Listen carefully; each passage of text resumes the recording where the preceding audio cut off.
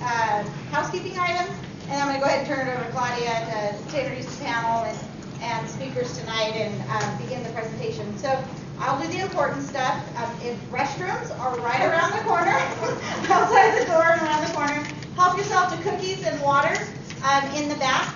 The presentation does have multiple different speakers, so if at all possible, if you can hold your questions to the end, that's great. However, if you really think it's an important question that needs to be answered kind of at that time or it's a point in time, feel free to go ahead and raise the question and it'll be addressed. So We'll have cookies. I believe we have 4 different kinds. There's chocolate chip, raisin, white chocolate, and there's probably one other one oatmeal. over there too. So I think you're good. So. That was important. So with that, I'm going to go ahead and turn it over to Claudia Wade. Thank you, everyone, for coming. Today's workshop is to discuss the level of service in the county's child demand model. And we're here as a result of, on August 30th at the Board of Supervisors, staff had a discussion on Measure E. And the board directed staff to conduct workshops to address traffic and circulations underlying Measure E. So that's what we're here for today.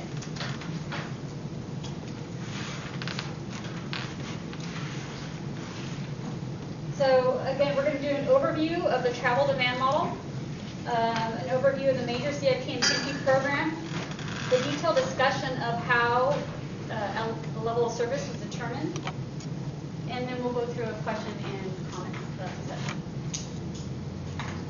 Here with the county, we have Steve Pedretti, our CDA director, Shauna Purvine, the interim assistant director for CDA, and I didn't introduce myself. I don't think I did.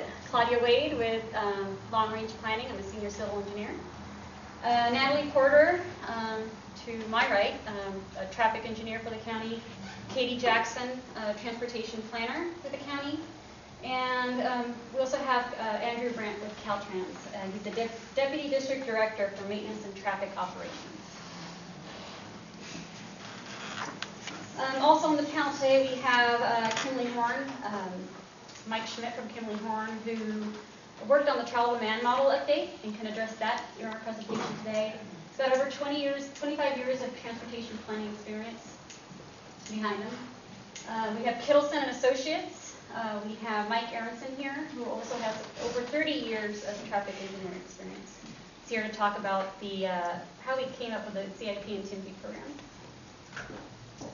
Then we have John Long with DKS. He has our traffic engineering on-call contract. He does government work and is here to discuss our travel demand model and address it from his standpoint.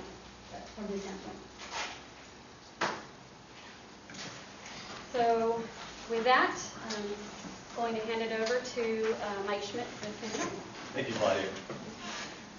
Good evening. So I'm going to talk a few minutes about travel demand modeling in general, and then I'm going to talk a few minutes about the Dorado County model specifically.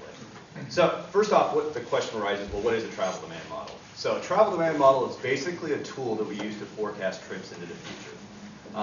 Typically, we can provide mode information such as bicycle and pedestrian, but really today we're here to talk about vehicular traffic primarily. It's also a tool that's used by most public agencies in the United States. Some agencies are mandated by law, in fact, to use a travel demand model. It's part of the planning process. It's not the end of the planning process. It's input to decision making. It's not decision making. It's also used in CEQA. It's used in impact fee analysis, particularly for determining fair share. And then it's also worth pointing out as a reminder that the travel demand model output is numbers, numerical numbers that we use then to determine level of service. The output is not specifically level of service.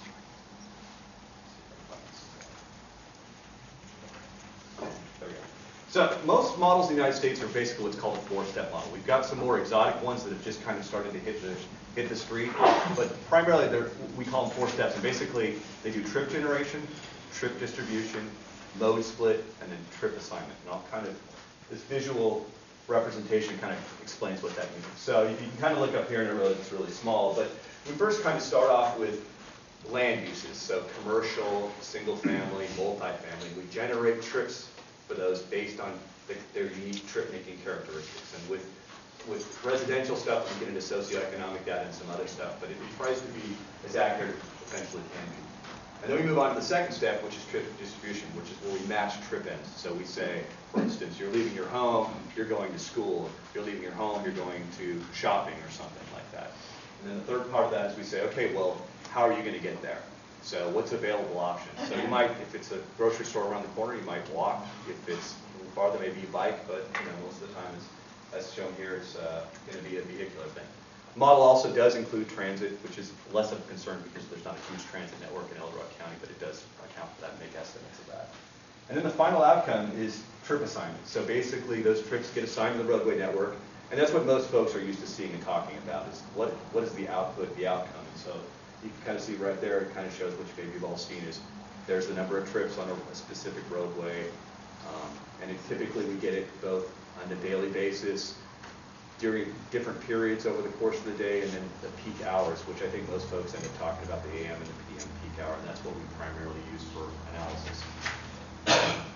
So this slide just is a reminder again that the travel demand model is not the end of the planning process. It's an input piece. So you can kind of see that just as a reminder. So it starts really with the idea that we need to test a question, or we have a concern that we want to use. And then the two primary inputs into our conversation with the model is land use, and the other one is transportation infrastructure. So we may say, what happens if we expanded the freeway, or what if we build a new major development out here? What does it do to our transportation system? The model then models it. We get results from it, which we do some post-processing and some other stuff to make for some corrections. And then a technical report comes out of that. And then it's kind of a feedback loop, so it goes back to the decision-making body or the planning body that makes decisions. And then from there, there's either another round of decision-making or also decisions made as how to use that data or what the outcome should be. So I include this one because one of the unique things about the travel demand model that was developed for El Dorado County is it has a very detailed land use data set behind it. On the left, you can kind of see what is common practice throughout the United States, where it's more gross assumptions. FAR means Florida area ratio, so we might say, well, this parcel is a 0.25, so only 25% of it's developable. But with the El Dorado County model, we kind of took it to the next level. We really got into a lot of detail and really looked at GIS mapping. We looked at aerial photography. We considered slopes. We considered wetlands. We considered historical density. And then everything was tied back to the general plan. So there were no land use changes in the sense that everything complies with the general plan in the versions of the model that we developed. And these next two slides kind of go to the point about the amount of detail that's put into it. So this shows using Google Maps essentially to do some cross-slope analysis. So we were looking at individual parcels and figuring 3 or 4 times across it what the cross slopes were, so we could make sure we were making informed decisions about what was developable land. This one likewise kind of shows similarly what we did. We take into account zoning. The little dashed line shows wetland area that we would have reduced from that area. So a lot of detail went into really kind of looking at these parcels to make sure we were making a good assessment. And I should point out that this was primarily, this heavy level of detail was dedicated to the community regions. A little bit gross around in the rural regions, but that was more of just a reality of not being able, it was already tens of thousands of parcels just to kind of get through this. And, so that's how we handled that. Also want to make the point that, sure. Can you talk just a little? Oh, I'm sorry. Louder? Can you hear now? Please. Okay. Thank you. So the other point I wanted to make is that the travel demand model output is planning analysis. The county has a separate set of guidelines to handle development. It's very specific development, and it's more detailed type analysis. A lot of times the travel demand model will be used as input into that process, but really there's a more detailed process. So I just want to make sure that folks understand that the travel demand model isn't the end-all for when we're considering a new development. This one also, this is a kind of a reduced list as to what El Dorado County did in terms of outreach and agency coordination. But these are the parts that just Kimley Horn, when we were doing the contract, were involved with. I think Claudia's got a much more exhaustive list. But as you can see, there were Board of Supervisor presentations. There was contact with Caltrans and SACOG, and there was public involvement meetings. So a lot of outreach. Now I'm going to answer the question, well, because this always arises, okay, great, you built a travel demand model, but what is it valid? Is it useful for our application? So we have a method for determining that. It's basically well established across the industry, and it's called validation. Now what validation is basically the idea that we're going to test known items. So what we do is we know 2010 land use, we know 2010 traffic volumes. So the thought process is if I put land use in, which is what drives transportation, if it's a good forecasting tool, it should be able to forecast 2010, and I should be able to check because I've got count data and say, hey, okay, that makes sense. You know, it does a good job of forecasting, and if it does a good job with existing, we take that leap of faith to say, okay, it's going to be a useful tool for me to look into the future. So the validation criteria sources are well established. These are national sources. NCHRP is an arm of the National Academy of Sciences, CTC, California Transportation Commission, FHWA, and Caltrans. So those items are all, they all have provided input into the validation that was used for the El Dorado County model. And I'm not going to get into the statistical analysis. We actually did a separate presentation. It was probably a good hour at least, probably 2 years ago on this exact topic. But needless to say, there are a handful of very statistical tests that we run. Some that test the overall model, some that test very specific parts of the model, some that test just whether it spatially moves correctly around the model.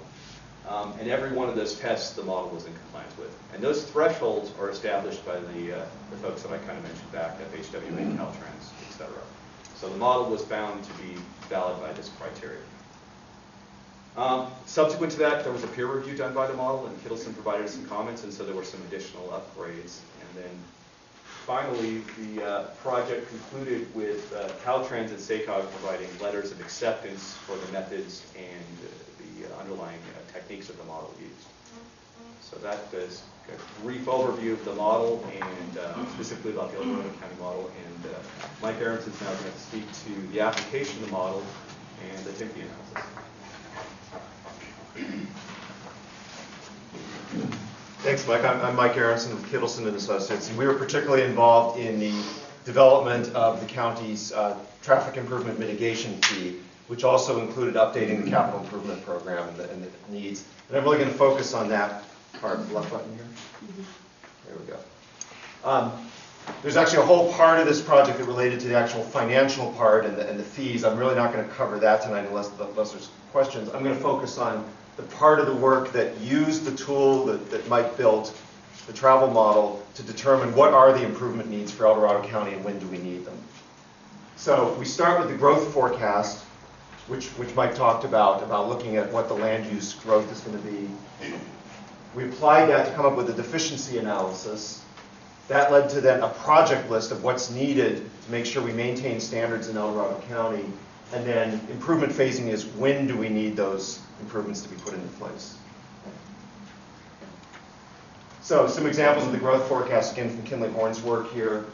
These are 3 of the land uses that were looked at. There's several others. Multifamily, where's that going to happen? Where's single family housing going to happen? Where's retail development going to happen? Obviously, mostly along the 50 corridor. And other types of land uses were looked at as well, office development and institutional uses like schools were all considered in the forecast. And this is going out to the year 2035. So this 20-year forecast is what we consider a reasonably foreseeable amount of time that we can do solid planning for. When we're looking at deficiencies, we have to compare to something. And the question is, how do you determine whether a road is bad or not? And we use level of service, which is a term. Is anybody not familiar with the term level of service? Everybody's used it. The ratings A through F that say how well we're doing. The thresholds are all stated in General Plan Policy TCXD. And these are different thresholds. We'll show a map in a second here for different facility types. And the way we determine the level of service is we take the output from the model and then use a more detailed analysis based on the highway capacity manual. And the highway capacity manual gives us methods for every type of road. It's different. You analyze a freeway differently than an arterial with signals, and you analyze a rural road differently from either of those. So whatever the appropriate method is for the road in El Dorado County, that's what we use. And then we come up with level of service, and that's compared to the thresholds from the county's general plan. As far as using the highway capacity manual as a reference, it is the standard reference for this purpose in all 50 states, and it's used in many other countries as well. It's published by the Transportation Research Board, which is part of the National Academy of Sciences. We're now on the 5th edition. Actually, the 6th edition is going to come out next month, but it would still come up with the same basic results we're talking about here.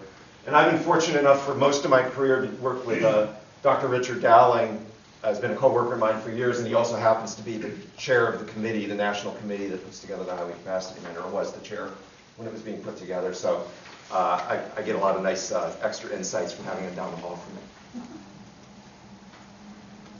Here's the basic standards for El Dorado County for level of service.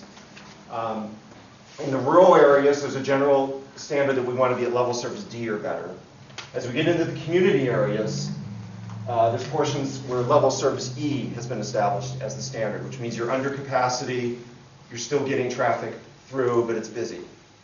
And then there's 12 segments that the county's established a level service standard of F, which means that during peak hours, during the absolute peak times, you're going to have demands that exceed capacity, but for reasons either for feasibility or just for desirability, we don't want to do huge widenings in those areas. And that was a county policy that was established in the general plan.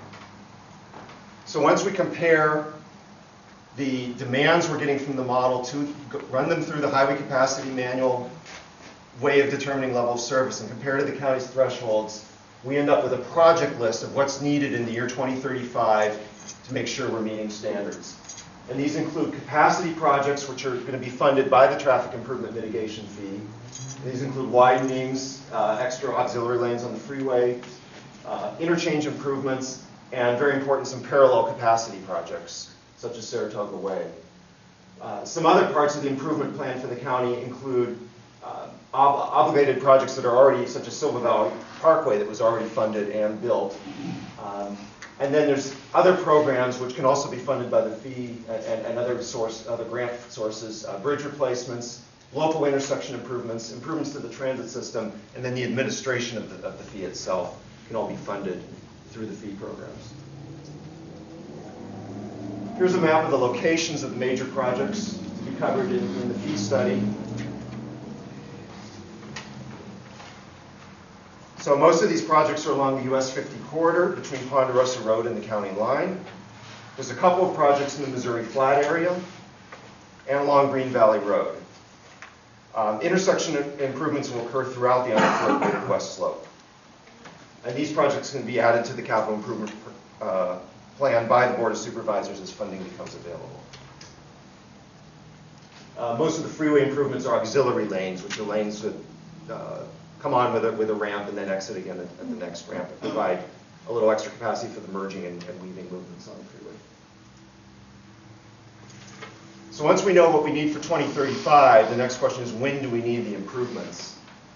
And this is an example of how we looked at it. So we actually ran the traffic model not just for the year of 2035, but for a number of the interim years in between. So we looked at development at phased, say, 5-year increments and said, what do we need in 2020? What do we need in 2025? What do we need in 2030? You look at the level of service for each of those. So this is an example. We're focusing now on US 50 westbound in the AM peak hour. And this is the section between Bass Lake and Latrobe. So we're starting out with the demand a little below the capacity. That is the situation. And that's going to grow as we have a land use forecast.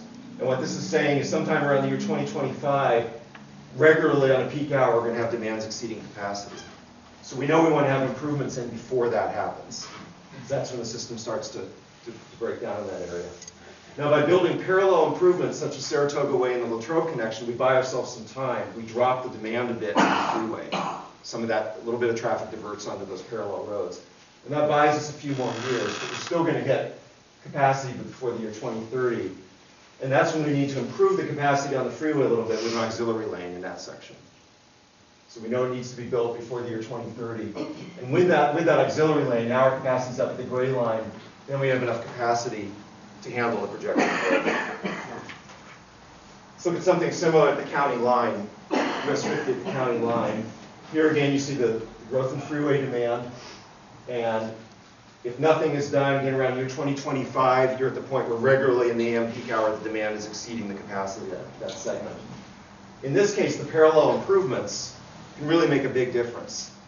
The streets like Saratoga Way and Latrobe, it's not, we're not saying they're going to carry traffic as much as a freeway, but it's about half of the freeway lane worth of traffic we can divert to those parallel routes once they're completed. And that buys us quite a bit of time, such that the demand on that county line segment can actually stay below capacity once we have those parallel improvements. But we're still recommending to get the extra capacity from the auxiliary lane just to improve the merging operations there when Dorado Hills Boulevard comes in. So that's still recommended to be funded in the capital improvement program. So that's kind of an overview of how we looked at the fee program, what the needs are, and how we have to phase them in. I'm going to turn it over now to John Long, who's going to talk about the data behind all this. Thank you, Mike. I'm John Long with TKS Associates. We are not involved in the model or the fee program, but we are an on-call consultant for the county, and we've been asked to look at various things. Specifically, I've been asked to talk about traffic data that's collected. How does Caltrans collect data specifically on Highway 50 and very specifically at the county line? And so we'll talk a little bit about that and tell you what we see in that data.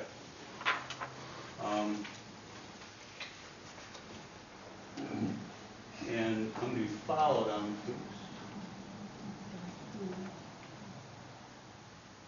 okay.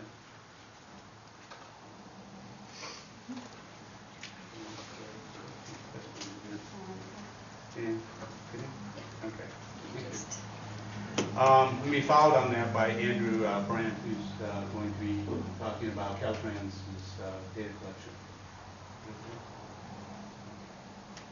Okay, thank you. So for a long time, decades, Caltrans has been relying on what's called the traffic census program.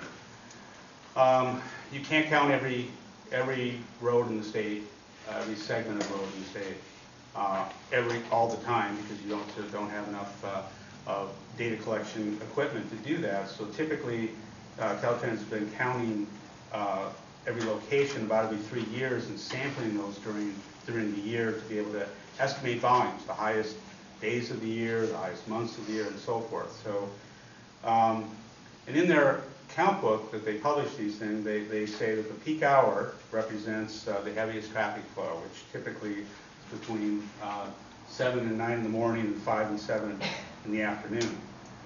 But they also point out that on roads that have large seasonal fluctuations in traffic, peak hour can be much higher than that, and it could represent more of a maximum time of year, but excluding the top 30th to 50th highest days of the year when they publish this peak hour volume. And that's important for our discussion here because Highway 50 has a lot of seasonal fluctuation. It has, holiday periods, weekend periods when you have very high flows that aren't a typical day. Now, more recently, Caltrans has made a big push to have more and more what we call permanent count stations. Those are ones that have loop detectors in the roadway, and they have them now throughout the state to collect data on a year-round basis. And that, along with technology, has allowed them to do a lot more things, and that's what I'd like to talk about. And Caltrans has a permanent count station at the county line, and that allows data to be collected on a 5-minute period basis, 24 hours a day, 7 days a week, 365 days a year. So they have a wealth of data from these stations. Now, based on county policies, counts should reflect what we call a typical day. And the best practice for a typical day is the middle of the week, Tuesday, Wednesday, and Thursday. It's when schools are in session and away from holidays. And typically, it's best practices in our field to look at the months of March, April, May, September, and October. Those are the months that we consider most typical, Tuesday through Wednesday, as long as we avoid holiday periods.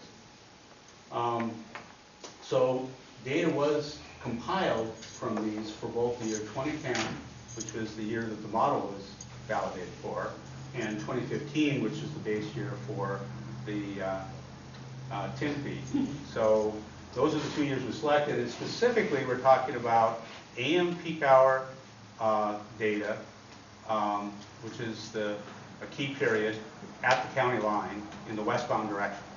So the charts I'm going to show you right now all reflect the AM peak hour westbound at the county line. At the top you can see that this particular slide relates to spring of 2010. There are a bunch of bars and lines on there. The blue lines along there, you can see the kind of groupings of 3. That's a Tuesday, Wednesday, and Thursday for the weeks, which you can probably see along the bottom there. That's March through May of 2010, the time period that we think is typical during the spring period. And that brownish, more colored, different colored on the screen, but it's about, it's that solid line along the top is the average speed for each one of those days. If you look closely, the volumes are varying just from just over 3,000 to somewhat less than 3,000 cars during the highest hour, the AM peak hour. And the speed is ranging from, you can look over the other axis over there, between about just below 40 on up to close to 60 miles an hour, and it fluctuates from day to day. Up there in the upper right-hand corner, you can see that the average volume, when you take all these multiple days into account, is about 3,000 vehicles per hour, VPH, vehicles per hour, and the average speed was about 50 miles per hour. And the average level of service, which is calculated by Caltrans through their methodology, is an average of level of service C for a spring of 2010 when you take all these into account. We go to the next slide. It's for the fall of 2010. Again, 2010 conditions. This one looks a little bit more, there isn't as much fluctuation on a day-to-day basis. They're all about 3,000 vehicles per hour on these typical days. And the speed bounces around a little bit here between about 40 to the high 50s, a little below 40 to the high 50s. And the average speed is 46 miles an hour. The average volume is about 3,000 again. And the level service average was level service C. Again, this is between September and October of 2010. We go to the next one. Now we're shifting to spring of 2015. Now, one thing that we must note is that at this point, carpool lanes were added in the westbound direction, so you have more capacity because of that. And in the spring of 2015, you can see now the volumes have shifted up a little bit. You see volumes go all the way up to about 4,000 on certain days, and are fluctuating, between just under 3,500 up to about 4,000. The average volume for this is 3,930 vehicles per hour. The average speed is about 55 miles an hour. It's a little bit higher, but it's probably because of carpool lanes and so forth, was an average speed of about 55 miles an hour. The average level service E, calculated by Caltrans during that period of time for spring of 2015. So another way of looking at this is to look at what happens within the peak period. We're talking about the highest peak hour, which usually is in kind of like the 7 to 8 p.m. period. But this is a series of bars on the bottom that represent 15-minute periods starting at 6 o'clock in the morning, going up to 10 o'clock in the morning. And you can see how traffic builds up for a while to about 6:30 or so, and then it stays pretty constant at about 1,000 cars for every 15-minute period, which is about just under 4,000 cars per peak hour, until you get to about 8:30, and then it drops off, and by 10 o'clock it's lower. So the speed on here is relatively constant for each of those 15-minute periods, averaging, somewhere in the high 50s, according to this. This is for an average day, March 19, 2015. It has about the exact same volume that the average peak hour had for 2015. Now, we also went and put a graph together for the lowest peak hour speed day of that 2015 spring. This is the day that had the lowest average peak hour speed of about 44 miles an hour. And you can see that it had a nice dip in the middle of this, right around 7:15, 7:30, that brought the speed down, to mid-30s, about 35 miles an hour. And yet, for much of the peak period, it was higher. So you will have days like this. You will have days when this type of condition occurs and speeds will dip on average below 40 miles an hour, but you're still at a speed that isn't what we call level service F conditions. Level service F conditions, we'd be breaking down below 35, even below 30 miles an hour very quickly when you get a level service F, and you have that throughout peak hour. So, just kind of summarizes it that the data at the county line on typical weekdays has some fluctuations in volumes and speed. But in 2010, the average volume was about 3,000. The peak average speed was about 46 to 50 miles an hour, and the average level service was level service C. In 2015, the volume went up to about 3,900 cars per hour. Again, medium, peak hour, westbound at the county line. 55 mile an hour average speed, level service C. So what we have found, though, is that the data from the county line count station is consistent with the calculated levels of service in the high capacity panel and observed data and observed conditions observed in the field. So it's been pointed out to us that there was another data source, which is Caltrans' volumes in the 2014 TCR CSMP, which is a publication that Caltrans produced. And it reports a peak hour volume of 4,590 for the peak hour on the county line. Now, that's quite a bit higher than what's called PEMS data. All the information I was referring to before comes from, I didn't use the acronym, but PEMS is the acronym for the data that Caltrans collects at all these permanent count stations and brings it into a database that can be used. And that 4590 was significantly higher than the count data that was collected for multiple typical day weekdays during that period. So we are not clear on the reason for that. It could be reasons for it being a non-typical day, being a higher day, but we are clear that that volume is not appropriate for use in the Tennessee Nexus study. It can't be supported by a whole multitude of days and data that we have and easily see that it's vetted data that we can rely on. So with that, I'd like to turn it over to Andrew from Caltrans to let him talk a little bit more about the data that they collect.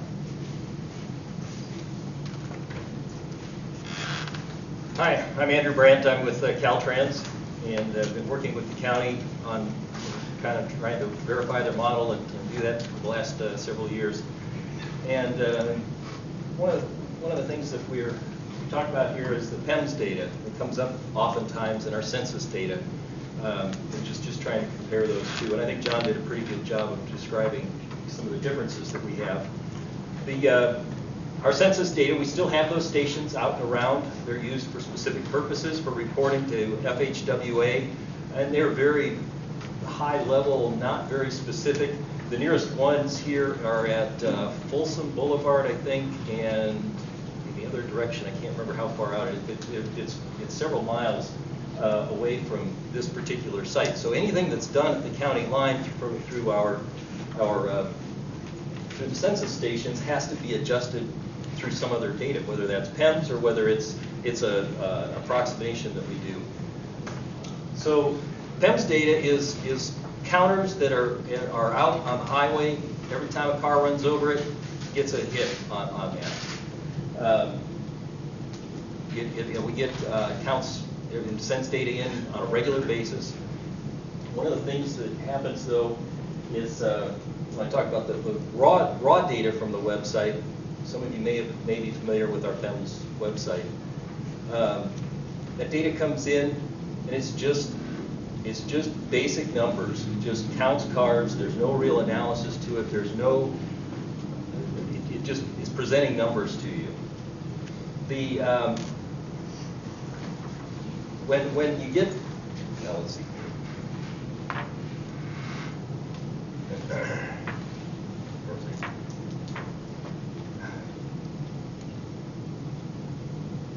If you're going to use the data from the PEMS website. And this kind of becomes a little